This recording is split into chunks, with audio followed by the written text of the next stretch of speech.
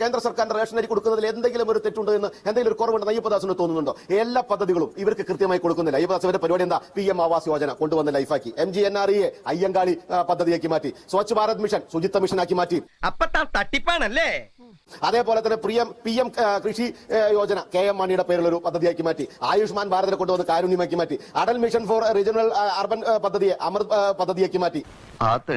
RDPയുടെ തൊലി ഇരിക്കുകയാണ് ഉത്തമ, സഹിക്കല്ലാതെ എന്ത് ചെയ്യാം.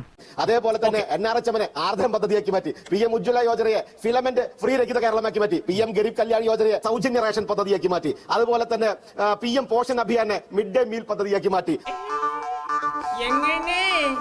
അപ്പൊ പിന്നെ കേന്ദ്ര സർക്കാർ തന്നില്ല എന്ന് അവിടെ കിടന്ന് നിലവിളിക്കരുത്. അയ്യപ്പദാസെ, കേന്ദ്ര സർക്കാർ കൃത്യമായി പൈസ കൊടുക്കേണ്ട സമയത്ത് സംസ്ഥാനത്തിന് അർഹമായ പൈസ കൃത്യമായി കൊടുക്കുന്നുണ്ടെന്നേ, അത് വാങ്ങിക്കുന്നുണ്ടെന്നേ, അത് വഴിമാറ്റിയും വഴി തിരിച്ചും തലയുടെ മുകളിൽ ഇവർ ഉപയോഗിക്കുന്നുണ്ടെന്നേ. അത് കഴിഞ്ഞിട്ട് ഒരു ഉളുപ്പുമില്ലാതെ ഡൽഹിയിൽ പോയി സമരം ചെയ്യുകയാണ്. കിട്ടിയിട്ടില്ല.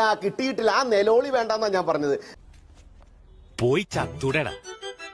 രണ്ടാമത്തെ കാര്യം, അയ്യപ്പദാസെ, ഈ തെരഞ്ഞെടുപ്പ് വരുമ്പോഴല്ല ജനങ്ങളോട് സ്നേഹം ഉണ്ടാവണ്ടേ. ഇവർ അധികാരത്തിൽ വന്ന് 9.5 കൊല്ലായില്ലേ.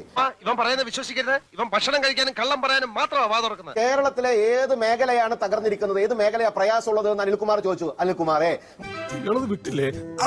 ആരംഭിച്ചു.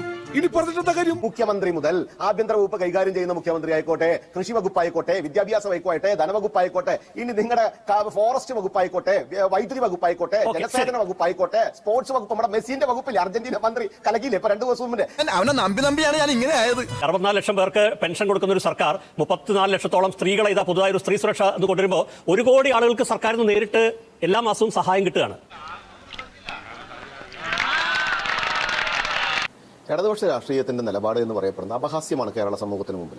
ജനങ്ങൾക്ക് ഉപകാരം കിട്ടുന്നു എന്നുള്ളതല്ല, അത് ഇവരുടെ രാഷ്ട്രീയ ചൂതാട്ടത്തിന്